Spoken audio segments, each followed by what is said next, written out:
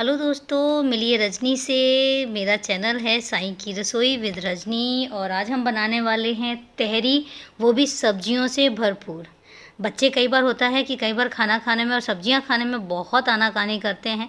तो मेरी तो कोशिश होती है कि मैं रेसिपीज़ में ऐसी चीज़ें बनाऊं जिसमें सब्जियां वेजिटेबल जो है पूरी तरीके से अच्छे तरीके से हों और हेल्दी फूड मिले, ताकि बच्चे खुश होकर खाते हैं। और राइस तो बच्चे खाते हैं, और राइस में जब आप सब्जियां भी डाल दोगे तो बच्चे पता भी नहीं चलेगा और बच्चे आराम से खाएंगे और बहुत खुश होकर खाएंगे।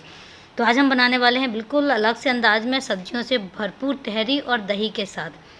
तो चलिए देखिए आप कितने खिले खिले से चावल बने हैं, और एक एक चावल जो है वो अलग अलग है। एक भी चावल ऐसा नहीं है जो एक दूसरे के साथ जुड़ा हुआ हो। तो मैंने ये रेसिपी किस तरीके से बनाई है, हम शुरू करेंगे बनाना इसको।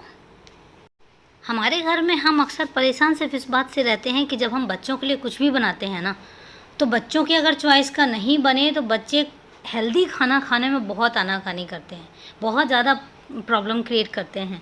तो एटलीस्ट खाना ऐसा हो कि जो हेल्दी भी हो और बच्चों के इंटरेस्ट के हिसाब से भी हो, ताकि एटलीस्ट बच्चों को पता भी ना लगे ट्विस्ट। बच्चों को ट्विस्ट हमेशा ही पसंद आता है, उनको हमेशा कुछ ना कुछ नया तरीका ही पसंद आता है।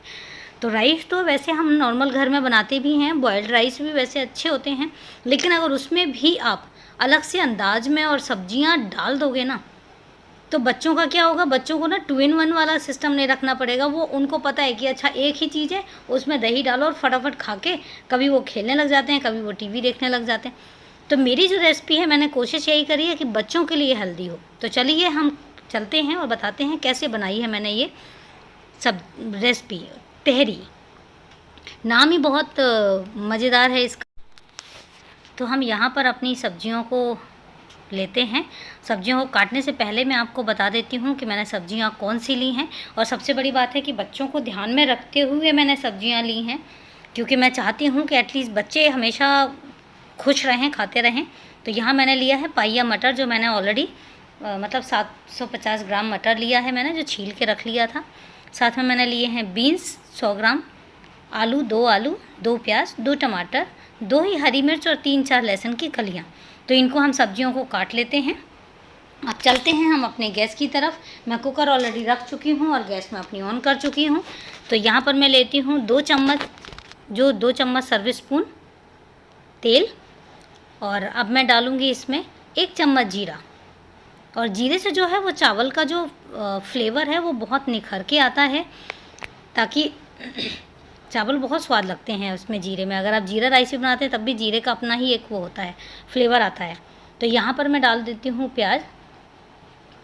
प्याज मैंने लंबे काट के रखे हुए थे, मैंने बारीक नहीं काटे हैं, क्योंकि ये हल्का सा हम ज़्यादा नहीं भूनेंगे, इसको हल्का सा भूनेंगे, ताकि जब चावल के साथ ये मुँह में आता है तो इसका जो क्रंची कच्चापन सा हल्का सा टेस्ट आता है वो बहुत टेस्टी लगता है। तो ये मैं अपने प्याज को जो है हल्का सा हिला के फिर इसमें मैं डालूँगी जो मैंने अपने लहसुन है, लहसुन बिल्कुल बारीक काट के रखा हुआ है। तो मैं यहाँ पे लहसुन डाल देती हूँ अपना। लहसुन को हम पहले डालेंगे तो वो थोड़ा सा फ्लेवर जो है फ्लेवर डिफरेंट देता है, लेकिन अगर हम प्याज के बाद डालते हैं तो इसका फ्लेवर थोड़ा सा डिफरेंट आता है। साथ ही मैंने प्याज जो हरी मिर्च है, अपनी हरी मिर्च को बिल्कुल बारीक काट के रखा हुआ है। बारीक इसलिए काटा है क्योंकि जब बड़ा पीस बच्चों के मुँह में आता है तो बच्चे बहुत ज़्यादा प्रॉब्लम क्रिएट करते हैं, फिर वो खाने में आनाकानी करने लग जाते हैं। तो इसके साथ ही जैसे हल्का सा मतलब जब पानी इसका सूख जाता है प्याज का, तो हम साथ ही साथ डाल देते हैं टमाटर। और टमाटर डालने के साथ चलाने के बाद थोड़ा ही चलाना है। उसके साथ ही मैं इसमें डालूँगी नमक। नमक आप अपने स्वादानुसार ही डालिएगा, क्योंकि नमक अपने हर घर का अपना एक टेस्ट होता है। तो अपने टेस्ट के हिसाब से आप नमक लीजिए, कभी ज़्यादा भी खाएंगे तो कभी कम भी खाते हैं लोग। तो ये मैं 1 चम्मच जो है 1 चम्मच मैंने नमक डाल दिया है, मेरे उसके अकॉर्डिंग ये ठीक है। यहाँ पर मैंने लिए हैं चावल, जो है मैं ऑलरेडी ले चुकी हूँ, 1 गिलास मैंने चावल लिए हैं। उनको 2 घंटे के लिए मैं सोक पे रख दिया था, अभी मैंने वॉश करके उनको साइड में रख दिया है। ये मैं आपको बाद में दिखाती हूँ। साथ ही मैं लूँगी आधा चम्मच हल्दी, क्योंकि हम तहरी बना रहे हैं और तहरी हमेशा येलो कलर की होती है, तो इसके लिए मैंने आधा चम्मच जो है हल्दी ली है। और सेम आधा ही चम्मच मैं लूँगी इसमें गरम मसाला। वो गरम मसाला मैं आपको बाद में डालूँगी। और इसके साथ क्या होगा, इसके साथ मैं अपने चलाना शुरू करूँगी। अब टमाटर जब हल्के से गल जाते हैं तो हम अपनी बाकी की जो सब्जियां हैं वो डालते हैं। मैं यहाँ पे बीन्स डाल रही हूँ, बीन्स के साथ ही मैं यहाँ पे मटर डाल दूँगी। अगर आप चाहें तो गाजर भी ले सकते हैं, कॉलीफ्लावर भी ले सकते हैं, क्योंकि मैं अपने घर के टेस्ट के हिसाब से डाल रही हूँ और साथ में मैं डाल दूँगी आलू। तो आप सब्जियाँ जो भी हैं इसमें ले सकते हैं। तहरी में सारी सब्जियाँ डलती हैं, तो आप भी अपने अकॉर्डिंग सब्जियाँ डालिए, जो भी आपको पसंद है, जो भी आप सब्जियाँ खाते हैं।